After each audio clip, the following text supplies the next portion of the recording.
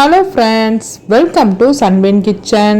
இன்றைக்கி நம்ம கிச்சனில் கருப்பு கொண்டக்கடலை வச்சு ஃப்ரெஷ்ஷாக மசாலா அரைச்சி எப்படி கறி குழம்பு டேஸ்ட்டில் சூப்பராக கிரேவி வைக்கலான்னு தான் பார்க்க போகிறோம். வாங்க இப்போ இந்த கிரேவி எப்படி செய்யலான்றதை பார்க்கலாம்.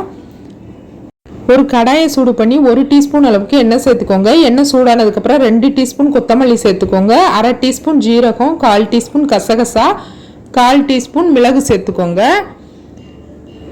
இப்போ இது எல்லாமே லைட்டாக நல்லா வறுத்துக்கோங்க. இப்போ இது வறுபட்ட உடனே இதில் 1/4 டீஸ்பூன் அளவுக்கு பெருஞ்சீரகம், 2 கிராம்பு, ஒரு அன்னாச்சி பூ, ஒரு சின்ன சைஸ் பட்டை, இது எல்லாமே சேர்த்து இதையும் ஒரு டைம் நல்லா இந்த மாதிரி வறுத்துக்கோங்க. இப்போ இது எல்லாமே வறுபட்டதுக்கப்புறம் இதில் கொஞ்சமாக துருவின தேங்காய் சேர்த்துக்கோங்க. தேங்காய் சேர்த்து ஒரு 2 நிமிஷம் நல்லா வதக்கி எடுத்துக்கோங்க. இதை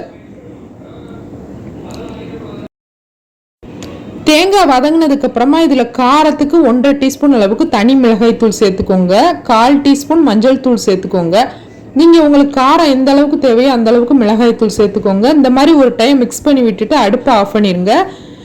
நல்லா ஆறுனதுக்கப்புறம் இதை ஒரு மிக்சி ஜாருக்கு சேர்த்துட்டு ஃபஸ்ட்டு இந்த மாதிரி தனியாக அரைச்சி எடுத்துக்கோங்க. அதுக்கப்புறம் தண்ணி சேர்த்துக்கோங்க. ஃபஸ்ட்டே நீங்கள் தண்ணி சேர்த்தீங்க அப்படின்னா கொத்தமல்லி எல்லாம் சரியாக அரைப்படாது. இப்போ ஒரு முறை இந்த மாதிரி அரைச்சிட்டு இப்போ தண்ணி சேர்த்து நல்லா இதை அரைச்சி எடுத்துக்கோங்க. நல்லா மையாக அரைக்கணும். இப்போ இது ஒரு ஓரமாக இருக்கட்டும். அதே கடாயை சூடு பண்ணி ஒரு 3 டீஸ்பூன் அளவுக்கு எண்ணெய் சேர்த்துக்கோங்க. எண்ணெய் நல்லா சூடானதுக்கப்புறம் 1/2 டீஸ்பூன் அளவுக்கு கடுகு சேர்த்து, கடுகு இந்த மாதிரி பொரிஞ்சதும் கொஞ்சமாக இதில் கருவேப்பிலை சேர்த்துக்கோங்க. நறுக்கி வச்ச வெங்காயம், பெரிய வெங்காயம் 1 சேர்த்துக்கோங்க. இப்போ இந்த வெங்காயம் நல்லா வதங்கணும்.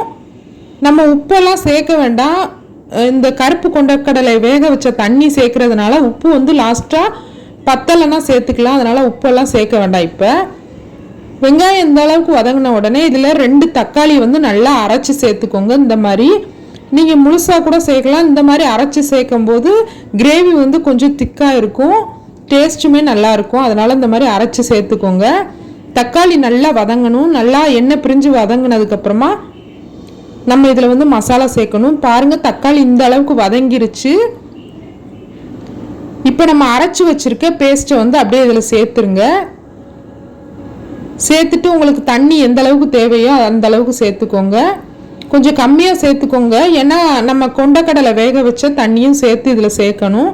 இப்போ நல்லா வேக வச்ச கொண்டக்கடலையை அதோட தண்ணியோடு சேர்த்துக்கோங்க.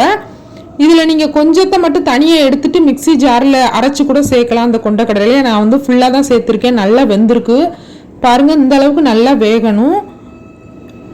இப்போ வெந்த கொண்டக்கடலையை சேர்த்துட்டு நல்லா மிக்ஸ் பண்ணி விட்டுருங்க. உங்களுக்கு எக்ஸ்ட்ரா தண்ணி தேவைப்பட்டுச்சுன்னா சேர்த்துக்கோங்க. எனக்கு இதுவே கரெக்டாக இருந்துச்சு. கொஞ்சம் இது திக்காக தான் இருக்கணும். அதனால் இதுவே கரெக்டாக இருக்கும். ரொம்ப தண்ணியாக இருந்தால் இது நல்லா இருக்காது. நல்லா இதை லோ ஃப்ளேமில் வச்சு ஒரு 10 நிமிஷம் கொதிக்க வச்சுக்கோங்க. பாருங்க, இப்போ நல்லா கொதிச்சு எண்ணெய்லாம் பிரிஞ்சு வந்திருக்கு. உப்பு நீங்கள் பார்த்துக்கோங்க. உப்பு கம்மியாக இருந்தால் மட்டும் சேர்த்துக்கோங்க. எனக்கு கரெக்டாக இருந்துச்சு. இப்போ நல்லா ரெடி ஆனதுக்கப்புறம் உங்களுக்கு எந்த அளவுக்கு திக்காக வேணுமோ அந்த அளவுக்கு ரெடி ஆனதுக்கப்புறம் இதில் கொஞ்சமாக கொத்தமல்லி இலை சேர்த்துக்கோங்க. சேர்த்துட்டு மிக்ஸ் பண்ணி விட்டீங்க அப்படின்னா இந்த கிரேவி சூப்பராக ரெடி ஆயிரும். ஆறுனதுக்கப்புறம் இன்னும் கொஞ்சம் இந்த கிரேவி திக்காயிரும். நம்ம மசாலாலாம் ஃப்ரெஷ்ஷாக அரைச்சி சேர்த்துருக்கிறதுனால டேஸ்ட்டு சூப்பராக இருக்கும். கண்டிப்பாக நீங்களும் இந்த கருப்பு கொண்டக்கடலை கிரேவி செஞ்சு பாருங்கள். இந்த கிரேவி இட்லி, தோசை, சப்பாத்தி, சாதத்து கூட சாப்பிட்றதுக்கு டேஸ்ட்டு சூப்பராக இருக்கும். நாங்கள் இன்றைக்கி தோசை கூட தான் இந்த கிரேவியை வச்சு சாப்பிட்டோம். கறி குழம்பு டேஸ்ட்டில் சூப்பராக இருந்துச்சு. கண்டிப்பாக நீங்களும் உங்கள் வீட்டில் இந்த ரெசிபியை ட்ரை பண்ணி பாருங்கள். பார்த்துட்டு எப்படி இருந்துச்சுன்னு சொல்லுங்கள். இந்த வீடியோ உங்களுக்கு பிடிச்சிச்சுன்னா இந்த வீடியோக்கு லைக் பண்ணிக்கோங்க. என்னோட சேனல் சப்ஸ்கிரைப் பண்ணிக்கோங்க. தேங்க்யூ.